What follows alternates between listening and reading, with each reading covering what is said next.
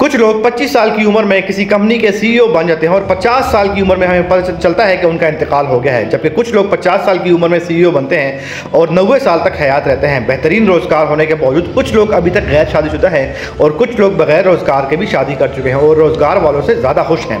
कुछ लेजेंड इम्तिहान में फेल होने पर भी मुस्कुरा देते हैं और कुछ लोग एक नंबर कम होने पर रो देते हैं। किसी को बगैर कोशिश के बहुत कुछ मिल जाता है और कुछ सारी ज़िंदगी बस एड़िया ही रगड़ते रहते हैं। इस दुनिया में हर शख्स अपने टाइम जोन की बुनियाद पर काम कर रहा है।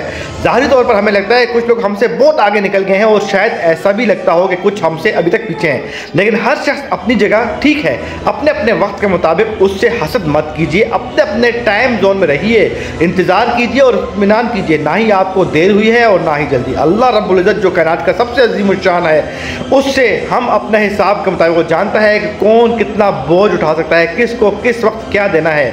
अपने आप को रब की रज़ा के साथ बांध दीजिए और यकीन कीजिए अल्लाह की तरफ से आसमान में जो फ़ैसला उतारा जाता है वो बेहतरीन होता है।